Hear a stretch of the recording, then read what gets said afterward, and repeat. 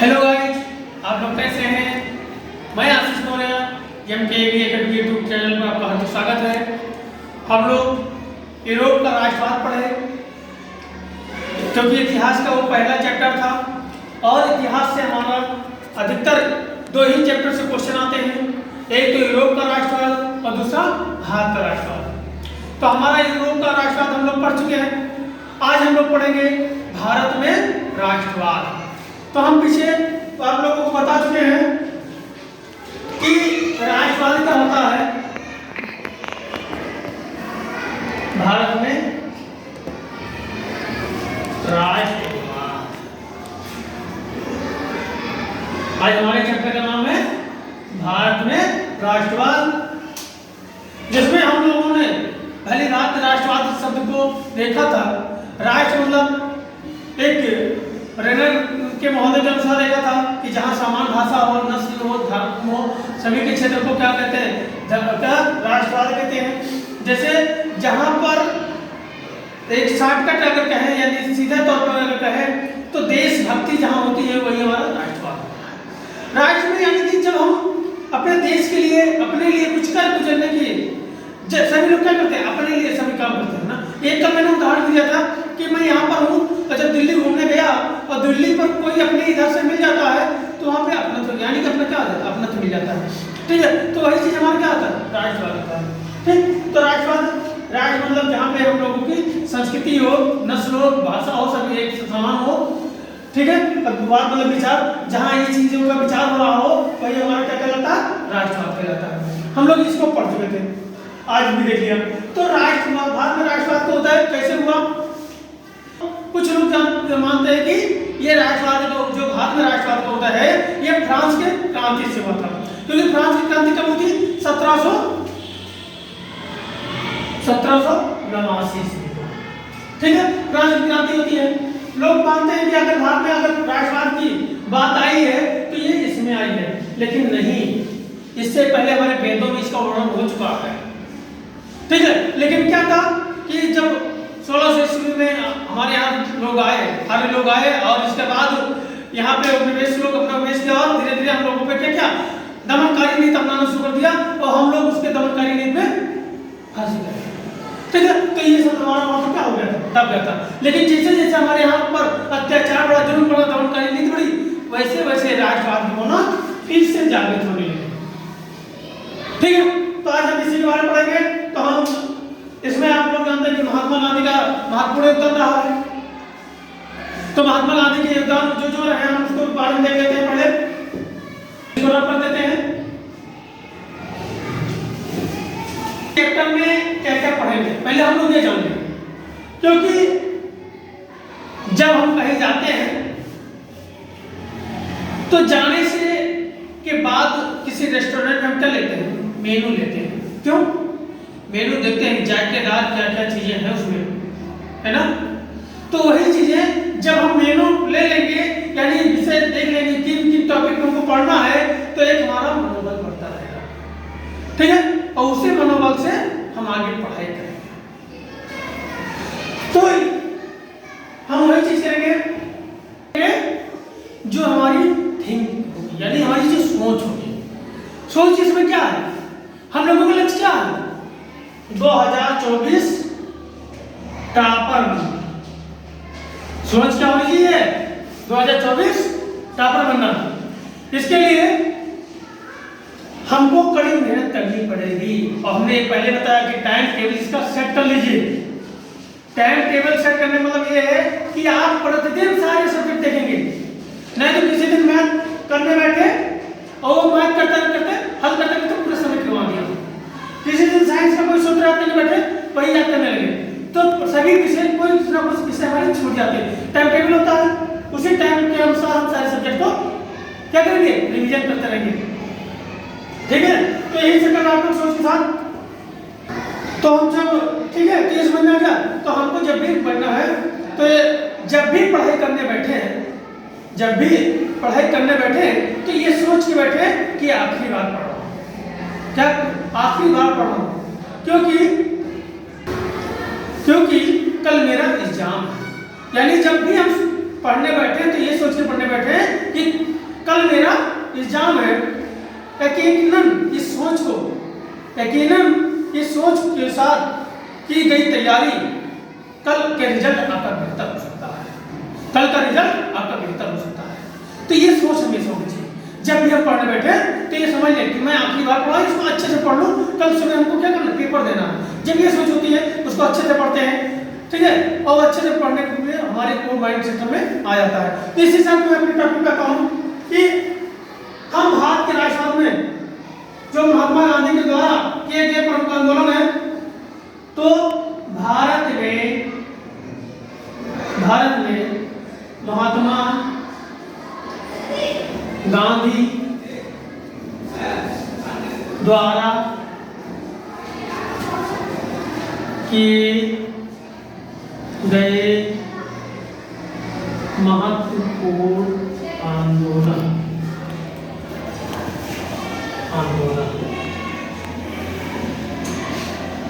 ठीक, यानी महात्मा गांधी के द्वारा महत्वपूर्ण किया गया आंदोलन।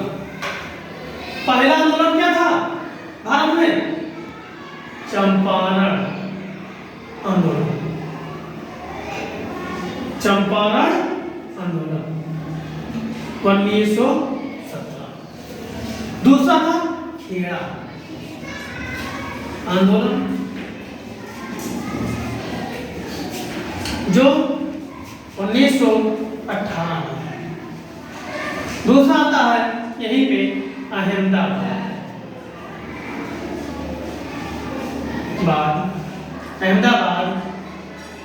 मीर मजदूर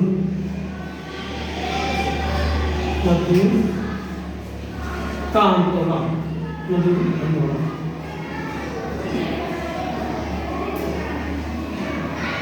यह होता है 1918, ठीक है।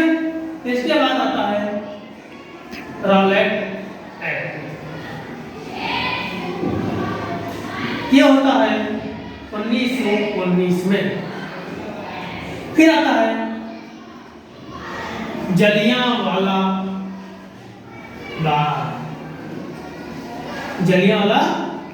बाग हत्याकांड, ठीक है। ये कब होता है? 13 अप्रैल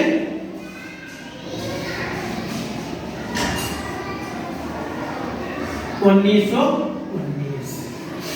इसके बाद हम लोग पढ़ेंगे असहयोग आंदोलन और सविनय अवज्ञा आंदोलन, ठीक है। तो इसमें डाल लेते हैं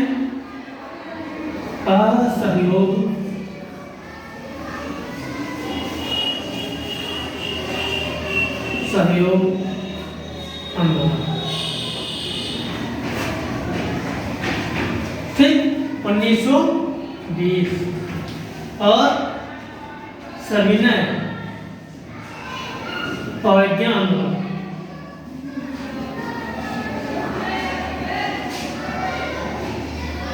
आंदोलन 1930।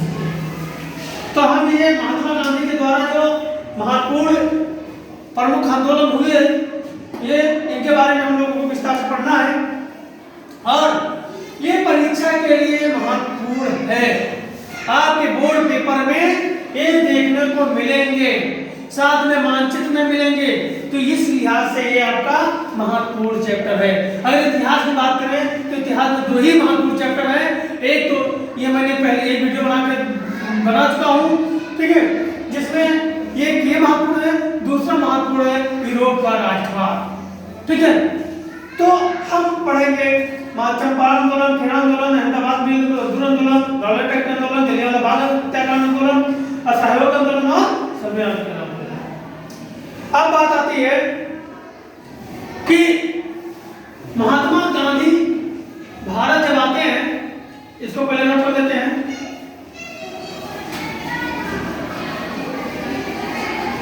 और हमारा होता है पहला हेडिंग चंपारण सत्याग्रह, चंपारण आंदोलन या सत्याग्रह।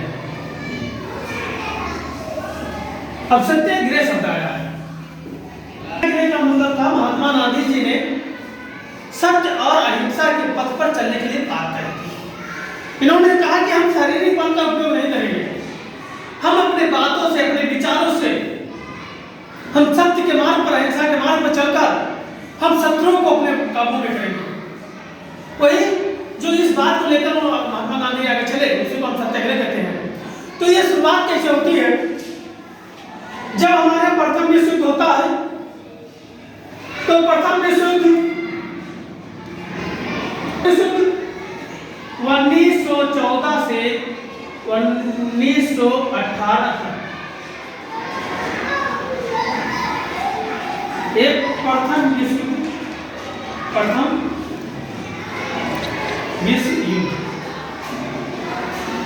तक समय था।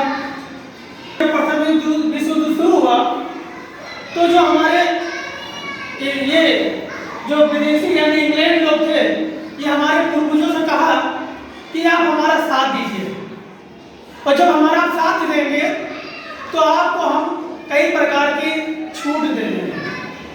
हमारे पूर्वज मान गए उस बात को, और जब मान गए तो उन्होंने इसमें प्रथम विश्व युद्ध में उन्होंने साथ हमारे पूर्वज देना शुरू कर दिया, और जब साथ देना शुरू कर दिया और ये प्रथम विश्व युद्ध पर ये जब जीत पाए, तो उसके बाद हमारे यहाँ जब ये क्या था, उसी समय ये अत्याचार करना शुरू कर दिया।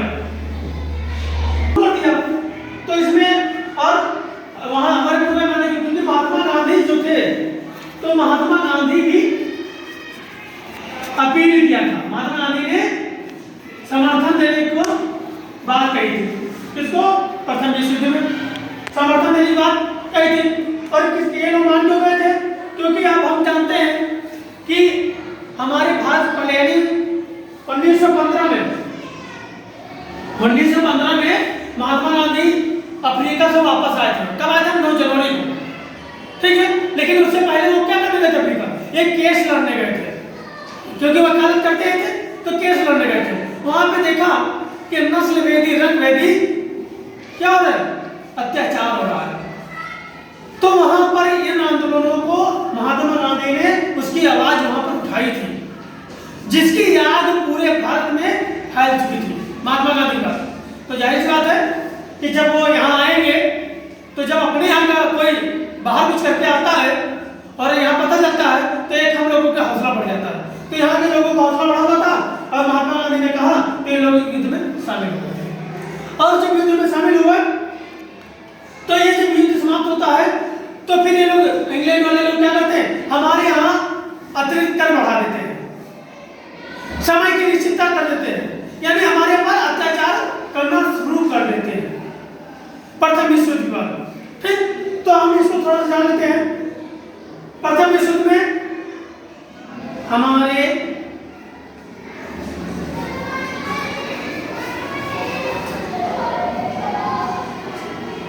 साथ देते हैं, साथ देते हैं, ठीक, साथ देते हैं। इनसे इंग्लैंड के लोग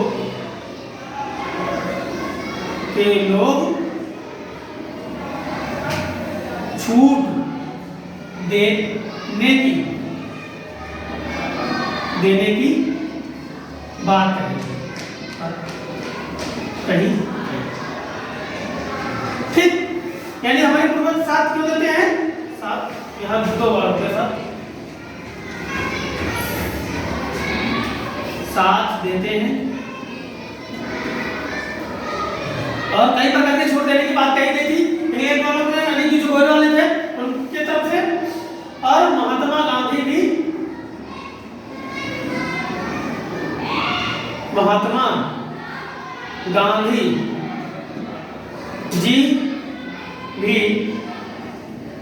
सहमत थे। पहले यहाँ प्रथम विश्व युद्ध में भाग लेने के लिए सहमत थे, ठीक है, लिया, सब कुछ हुआ, लेकिन इसका परिणाम क्या निकला? अब इसका परिणाम देख लेते हैं। प्रथम विश्व युद्ध के जो परिणाम निकला हमारे जो पूर्वजों के साथ,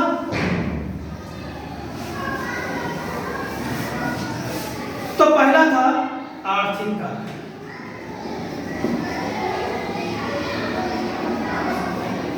अब यहाँ पे डाल लीजिएगा। हाँ ठीक। अब किसका पढ़ा? प्रथम विश्व युद्ध। ठीक। आर्थिक कार्य, कीमतों में बढ़ोतरी,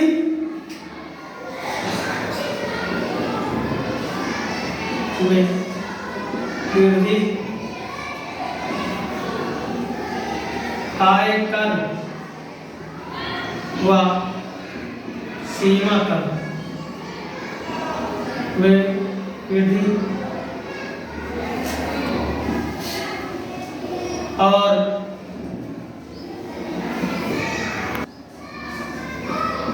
सेना में भर्ती के लिए ले जाना और फसल खराब होना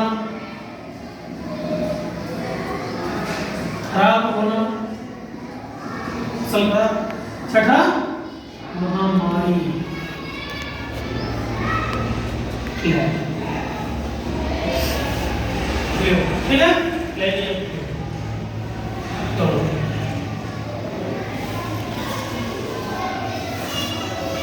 तो प्रथम विश्व युद्ध जब इनको क्या कहा गया था हमारे पूर्वजों को कि तुमको हम छूट देंगे, ठीक। लेकिन जब युद्ध ये करते हैं तो युद्ध के दौरान क्या होता है, जाहिर सी बात है जन धन दोनों की हानि होती है। जब इंग्लैंड और का कोष खाली हो जाता है, लोग मारे जाते हैं, तो ये क्या करते हैं, तब ये इनका अत्याचार करना शुरू कर देते हैं। अब कहते हैं मैंने किसी प्रकार का कोई छूट देने की बात नहीं कहते, यानी वो अपनी बात से पलटी मार जाते हैं। क्योंकि पलटी कि हमने कोई छूट देने की बात नहीं की थी, और आप क्या करते हैं, आर्थिक कर लगा देते हैं, ज्यादा बढ़ा देते हैं। दूसरा क्या करते हैं कि जो भी सामान है उसमें कीमतों की बढ़ोतरी कर देते हैं। आय और सीमा कर, यानी जो हम लोग जानते हैं सीमा कर से मिल जाते हैं आय, इसमें क्या क्या वृद्धि कर दिया। क्यों? क्योंकि अपने जो नुकसान हुआ है युद्ध में, जो नुकसान हुआ है जन की धन की, उसकी भरपाई किया जा सके, उस भरपाई के लिए ये क्या किए, आय व सीमा कर में बढ़ोतरी कर दिया।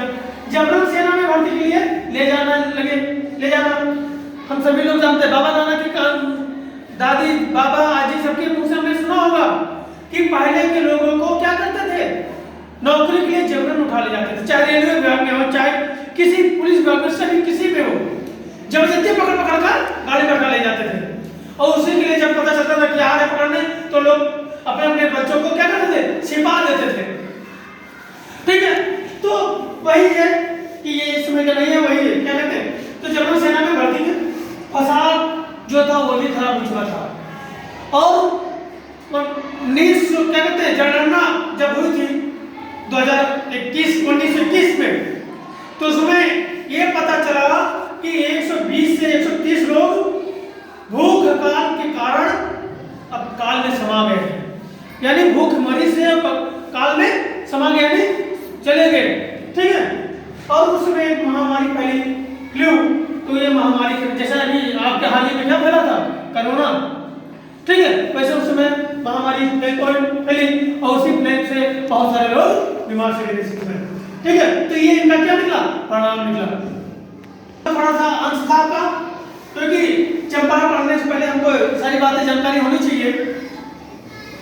तो ये जब हम देखें तो महात्मा गांधी कहाँ थे, अभी हमने एक शब्द कहा था, तो महात्मा गांधी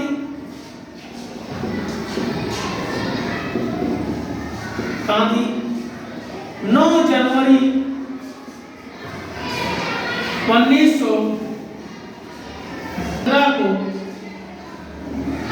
दक्षिण अफ्रीका से वापस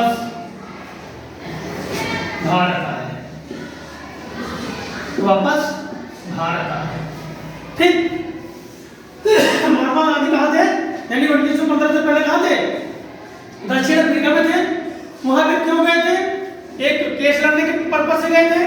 वहां पर इन्होंने क्या काम किया था कि जो रंग भेदी थे, नस्ल भेदी थे, उसके जो उनके विरोधी थे उसके पक्ष में इन्होंने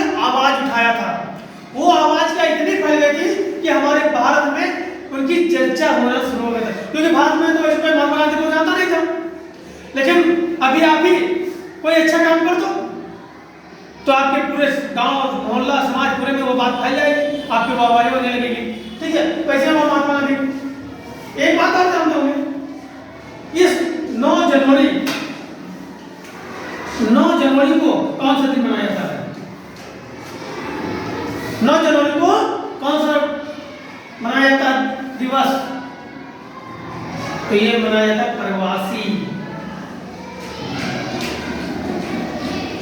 प्रवासी भारतीय दिवस। भारतीय दिवस। और क्यों मनाया जाता है? कारण यही है, महात्मा गांधी 9 जनवरी 1915 को वापस आए थे। कहाँ? भारत में। अब भारत में आए कब आए? 1915 में। और 1915 में आए तब 1916 में इनको निमंत्रण मिल गया, न्योता मिल गया। कहाँ के लिए? हिंदू विश्वविद्यालय, सॉरी बनारस विश्वविद्यालय, बनारस विश्वविद्यालय के उद्घाटन समारोह में। कहां मिल गया? 1916 में बनारस विश्वविद्यालय के उद्घाटन समारोह में महात्मा गांधी जी को निमंत्रण मिलता कि आप भी आए इस उद्घाटन समारोह में। और ये किसके देश में हो रहा था? तो महामना पंडित मदन मालवीय। ठीक है, इन्हीं के देख रेख में हो रहा था कार्यक्रम। इन्होंने निमंत्रण भेजा महात्मा गांधी को कि आप भी आए और इस कार्यक्रम में शामिल हो। महात्मा गांधी पहुंच गए। महात्मा गांधी पहुंचते हैं और विद्यालय के कार्यक्रम जब जानते हैं कि उसमें कुछ भाषण होता है, लोग अपने अपने विचार रखते हैं।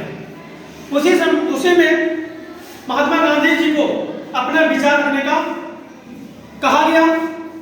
तो ये एक शब्द यहाँ पे नोट कर लीजिएगा, महात्मा गांधी जी ने प्रथम भाषण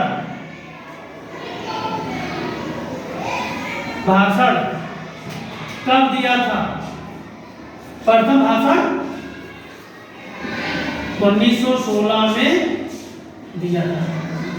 यानी भारत में, याद रखिएगा, महात्मा गांधी जी ने भारत में, यहाँ एक शब्द छूट गया, भारत में प्रथम भाषण। ठीक है, प्रथम भाषण भारत में कब दिया था? 1916 में। और ये मंच पर खड़े होते हैं और क्या बोलते हैं कि मुझे आप लोगों को देखकर कोई खुशी नहीं हो रही है। मुझे आप लोगों को देखकर कोई खुशी नहीं हो रही। अब जाहिर बात है, जब हम मंच चढ़े हैं और जो सामने गेस्ट बैठा उससे मैं ये कह दूं कि मुझे देखकर कोई खुशी नहीं हो रही है, सभी लोग उनकी तरफ देखने लगते हैं।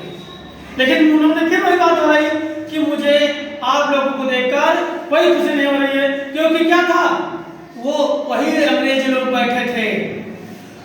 कब? अगर यहाँ पर किसान, मजदूर और गरीब से लोग, ग्रसित लोग बैठे होते, परेशान लोग बैठे होते, तो मुझे बहुत प्रसन्नता होती।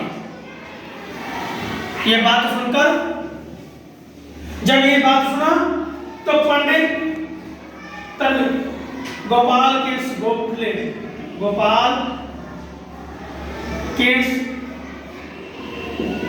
गोखले इनको अपने पास बुलाया।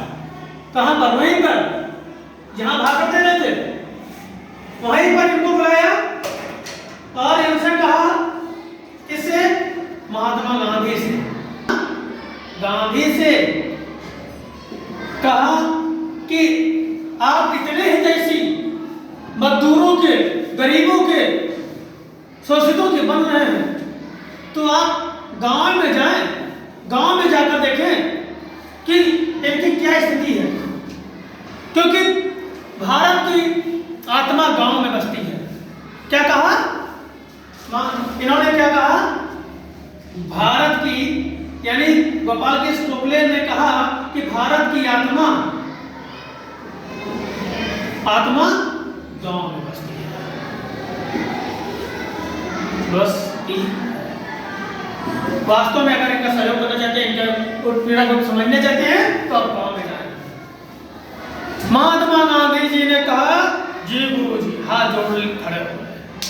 महात्मा गांधी ने कहा जी गुरु जी, और हाथ वो सहमत हो गए। और उन्होंने कहा महात्मा गांधी जी ने इसे गोपाल कृष्ण गोखले से कि आपने तो मेरी आंखें खोल दिया, आपने मेरी आंखें खोल दिया और ये इनको अपना राजनीतिक गुरु बना लिया। महात्मा गांधी ने गोपाल कृष्ण को राजनीतिक गुरु बना लिया। तो अगर आपका बात आती है कि महात्मा गांधी के गुरु कौन थे, राजनीतिक गुरु कौन थे, तो गोपाल कृष्ण गोखले थे। क्लियर हो गया? यानी क्या होगा? गोपाल कृष्ण ने एक बात बताई उनको, उस बात से वो महात्मा गांधी प्रभावित होते हैं और प्रभावित होने के बाद वो अपना राजनीतिक गुरु गोपाल कृष्ण गोखले को बना लेते हैं। अब यही से शुरू होती है कहानी किसकी? यहीं से कहानी शुरू हो जाती है। सभी लोग के दल बल के साथ, सहयोगियों के साथ एक बिहार है राज्य, वहां घूमने जाते हैं और घूमते घूमते पहुंचते हैं चंपारण जिला में। ये चंपारण क्या है? बिहार का एक जिला चंपारण है। तो जब यहाँ पहुंचते हैं तो यहाँ पर क्या देखते हैं? वहां के किसानों की दयनीय स्थिति है। दयनीय स्थिति क्यों है? क्योंकि यहाँ पर जो इंग्लैंड वाले गोरे लोग थे वो वहां के चंपारण के किसानों से 3/20 भाग पर नील की खेती करवाते थे और एक इसका बंधन बना रखे थे, यानी आपको खेती करना अनिवार्य है और एक उसका मूल्य निर्धारित कर दिया था, वो मूल्य देना है यानी मिलेगा। लेकिन क्या था कि जो मूल्य निर्धारित था वो मूल्य भी नहीं मिलता था और नील की खेती दबाव बनाकर ज्यादा करवाई जाने लगी। तो जब खेती ज्यादा करवाई जाने लगी और इनको मूल्य भी नहीं मिल रहा है खेत, और एक बात और थी, नील की खेती करने से वहां जो भूमि है वो बंजर के रूप में परिवर्तित हो जाती थी। अब वो किसान परेशान थे। कौन? चंपारण के किसान ये परेशान, अब मैं कैसे इससे निकलूं, मैं इससे कैसे बाहर निकलूं? तभी पता चला कि महात्मा गांधी जी आपके बिहार में टहल रहे हैं।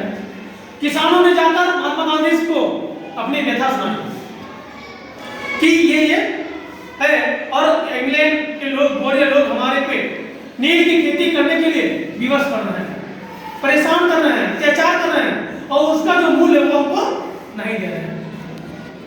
उन्होंने कहा कि किसानों के आग्रह पर ये टहल रहे थे तो ये भी यहाँ पर पहुंचे। और जब यहाँ पे पहुंचते हैं तो यहाँ के जो चंपारण के जो कमिश्नर थे इनको तुरंत आदेश पारित कर देते हैं कि आप तुरंत वापस चले जाएं। अब क्यों वापस चले जाएं? हमने अभी बताया कि 1915 से पहले क्या था? रंग भेदी नस्ल भेदी की आवाज को बुलंद कर रहे थे। कहाँ? अफ्रीका में। जब वो दूसरे देश में अपनी आवाज बुलंद कर सकते हैं तो ये तो अपने देश में पता नहीं क्या कर सकते हैं। इसका डर था उनको, कमिश्नर को, और उन्होंने एक आदेश पारित कर दिया कि आप गो बैक, यानी आप वापस जाओ। लेकिन महात्मा गांधी निडर होकर सजा का सामना करते हुए उन्होंने कहा जब तक इनकी मांग को, यानी जो नील की खेती या समर्थन मूल्य ये सब पूरा नहीं हो जाता तब तक हम यहाँ से वापस जाने वाले नहीं है। आपको जो सजा देना है सजा दीजिए।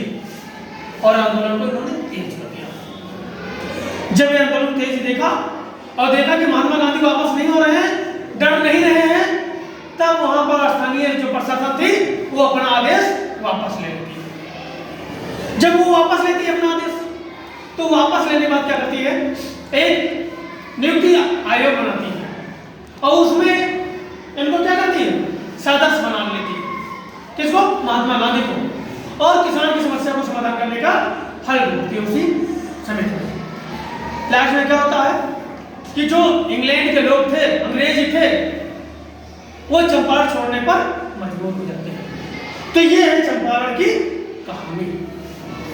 ठीक है, ये पेपर में कभी कभी आ जाता है चंपारण सत्याग्रह क्या था, तो आपको क्या याद रखना, चंपारण बिहार का एक जिला है।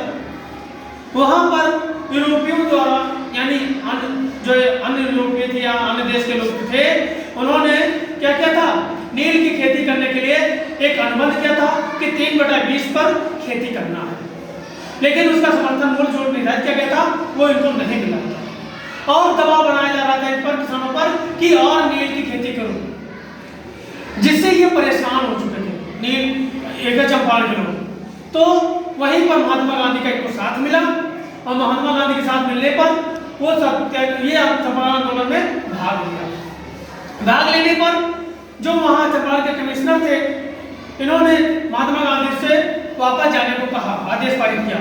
लेकिन महात्मा गांधी ने इस आदेश को हल न किया और कहा जो आपको सजा देना है, जो सजा का प्रावधान रखना है आप करिए, लेकिन जब तक किसानों की समस्या समाधान नहीं हो जाता तब तक मैं नहीं होता।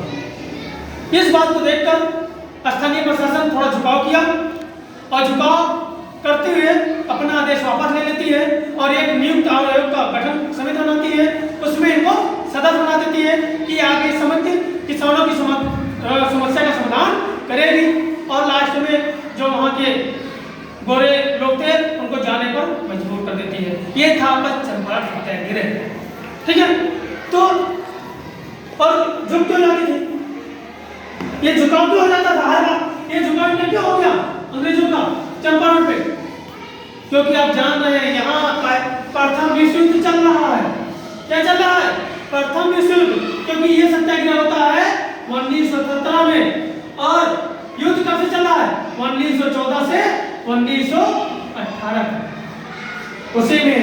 तो ये सोचते हैं कि अगर झुकाव नहीं करेंगे तो ये लोग बिखर जाएंगे और बिखरने के बाद अगर मैं इनकी बात नहीं मानता हूं तो ये आंदोलन में हमारे सहयोग नहीं देंगे। तो अपने लाभ के हित में ये क्या करते हैं, पीछे हट लेते हैं और ये किसानों का समस्या साफ हो जाती है। तो ये आपका क्या था, चंपारण सत्याग्रह। ठीक है, एक क्वेश्चन और बनता है। क्या क्वेश्चन बनता है, भारत में पहला आंदोलन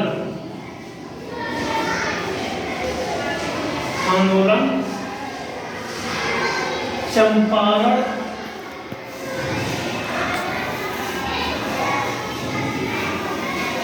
आंदोलन था। ठीक, अगर पूछा जाता पहला भाषण कब दिया था तो 1916 में दिया था और पहला आंदोलन कब शुरू किया था तो चंपारण आंदोलन 1917 में। भारत की बात कर रहा हूं कि भारत में यहीं से महात्मा गांधी चला और महात्मा गांधी, तो इसके बारे में थोड़ा पॉइंट दिखा देते हैं, इसको नोट कर लीजिए आप।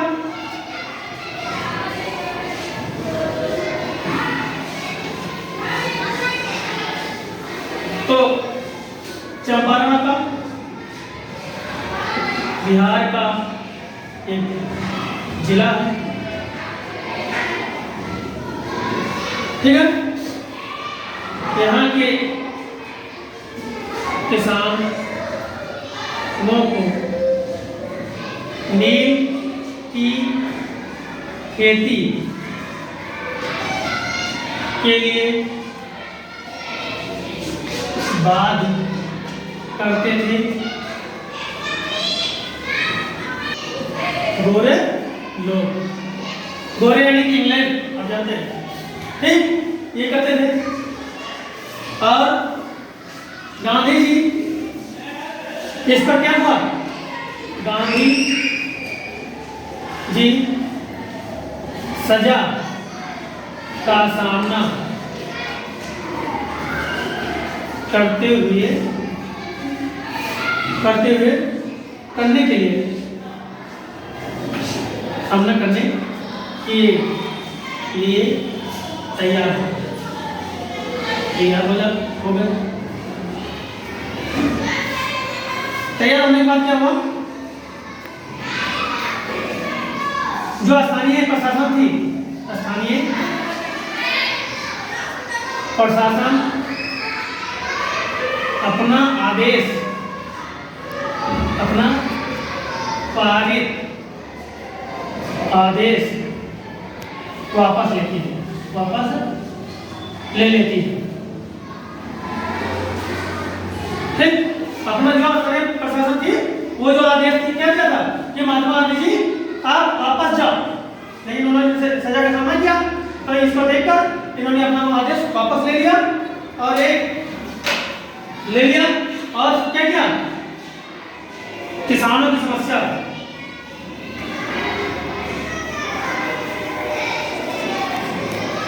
किसानों की समस्या का समाधान के लिए नियुक्ति आयोग बना और इसमें गांधी जी को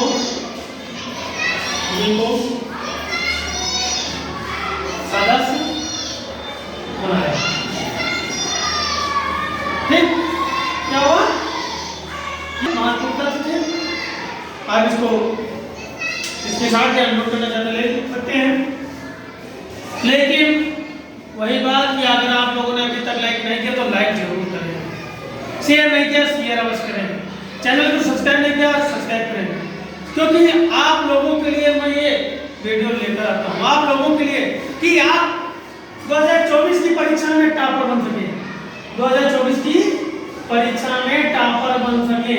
और ये टॉपर को ध्यान रखते हुए हम ये महत्वपूर्ण चैप्टर जहाँ बहुत ज्यादा क्वेश्चन बनते हैं वही चैप्टर में आप लोगों के सामने लेकर आता हूँ कि पहले ये चैप्टर कंप्लीट होना चाहिए, फिर कोई अन्य चैप्टर कंप्लीट होना चाहिए, क्योंकि जब ज्यादा क्वेश्चन होता है तो क्या है, जब हम इसको आपको कहानी जैसे चंपारण सत्याग्रह आपका सट गया, क्योंकि कहानी तरीके से मैंने बता दिया। हमारा काम ये नहीं कि रट्टा मरवाना, आप रट्टा मारिए, हमारा काम है कि आपको समझाना और उसको ऐसे समझाना कि आपकी समझ में आ जाए। तो इसलिए एक लाइक बनता है, आप लोग अगर लाइक देते हैं तो लाइक करें, ठीक है। तो ये इतना जब यहाँ चंपारण सत्याग्रह हो जाता है तो महात्मा गांधी और उनके सहयोगी लोग सोचते हैं कि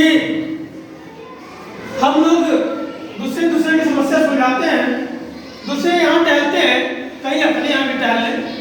और आप लोग जानते हैं कि महात्मा गांधी का जन्म कहाँ हुआ था, तो महात्मा गांधी बिहार से निकल पड़ते हैं और पहुंच जाते हैं कहाँ पर, खेड़ा।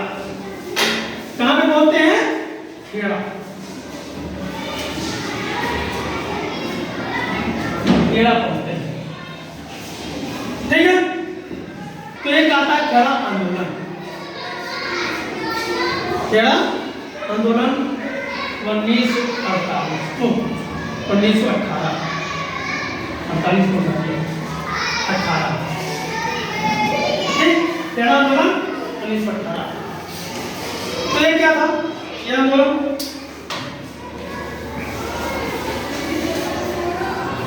क्या था, ये पहले जान लीजिए, ये गुजरात में पड़ता है। कहाँ पड़ता है, गुजरात में।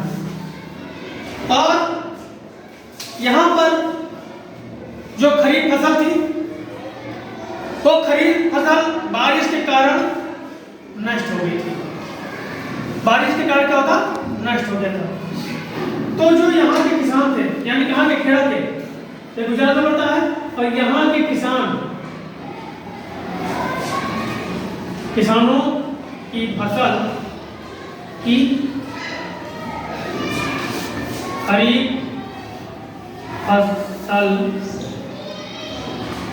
फसल वर्षा के कारण नष्ट हो जाती है, नष्ट हो गई, ठीक है। लेकिन ये फसल नष्ट हो गई तो कोई किसानों को दुख नहीं हुआ, लेकिन दुख किस बात पे हुआ कि किसानों के जो फसल था, खरीफ फसल, वो वर्षा के कारण बर्बाद हो जाती है, नष्ट हो जाती है। लेकिन जो वहाँ इंग्लैंड गोरे लोग थे वो राजस्व कर यानी लगान लेने के लिए विवश करते थे। कि हम आपकी फसल नुकसान से मुझे कोई मतलब नहीं है, मुझे कोई का फर्क नहीं पड़ता, और चाहे जैसे मुझे क्या ला के दो, लगान ला के दो, राजस्व कर ला के दो। तो किसान क्या थे, अब कहां से ला के दे, फसल तो आपको बर्बाद हो चुकी थी। तो फसल जब बर्बाद हो गई तो ये लोग परेशान थे, तभी महात्मा गांधी इनका साथ देने के लिए यहाँ पहुंचते हैं। कौन पहुंचते हैं? महात्मा गांधी जी।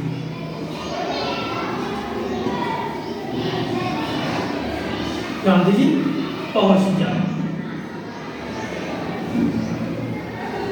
पहुंचते इन किसानों का साथ देने के लिए आंदोलन करता। तब देखा कि ये इंग्लैंड के लोग बहुत ज्यादा परेशान कर रहे हैं, तो महात्मा गांधी जी ने कहा कि आप आंदोलन करिए। क्या कहा? आप आंदोलन करिए। और इनका आंदोलन आप जानते हैं, सत्य अहिंसा के मार्ग पर चलकर शारीरिक बल का प्रयोग न करें, इनका ये था। और इन्होंने सभी को आह्वान किया, किसानों को, कि आप लोग आंदोलन करिए, और किसान आंदोलन शुरुआत कर दिया।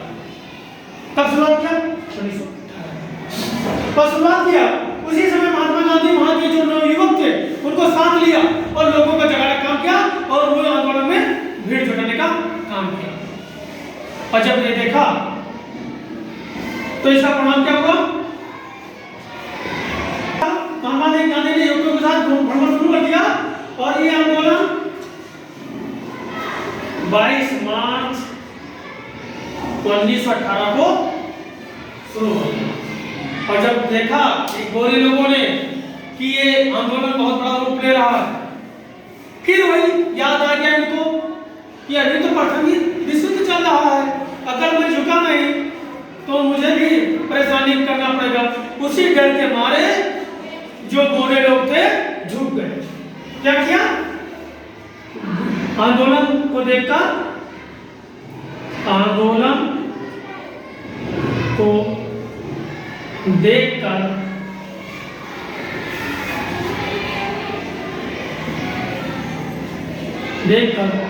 गोरे लोग झुक गए और लगान से राहत दी। लगान से क्या किया? राहत। ठीक है, तो ये समझ में आ गया। यानी महात्मा गांधी चंपारण आंदोलन खत्म करते हैं, वहां किसानों की समस्या का समाधान करते हैं, तभी वो अपना राज्य टहलने का लिए निकलते हैं। और वहां पर एक खेड़ा आंदोलन खेड़ा था, वहां पर किसानों की जो खेड़ा जिला था, तो वहां पर किसानों की जो खरीफ फसल थी वर्षा के कारण नष्ट हो गई थी, लेकिन वहां पर गोरे लोग दमनकारी नीति अपनाए हुए थे कि हमको राजस्व चाहिए, आप चाहे जैसे ला कर, लेकिन मुझे राजस्व चाहिए। अब इनकी फसल बर्बाद हो गई, इनके पास कुछ नहीं था, तो महात्मा गांधी ने एक दमनकारी आदेश पारित कर दिया कि आप लोग क्या करें? आंदोलन करें। और किसान आंदोलन कर दिए। तो महात्मा गांधी ने युवकों के साथ पूरे खेड़ा का भ्रमण करके और समर्थन जुटा दिया, और आंदोलन को देखकर गोरे लोग यानी कि इंग्लैंड के लोग झुक गए और राहत लगान में से राहत कर दिया। तो ये क्या था? आपका खेड़ा आंदोलन था। आज का वीडियो यही तक, लेकिन आप लोगों से कि जिन्होंने अभी तक चैनल को सब्सक्राइब नहीं किया है वो चैनल को सब्सक्राइब कर लें, बेल आइकन को दबा दें, जिससे नई नोटिफिकेशन के माध्यम से आपको नई वीडियो मिलते रहें। लाइक कमेंट अवश्य करें, और साथ साथ में इसको शेयर भी करते रहें। इसी के लिए जय हिंद।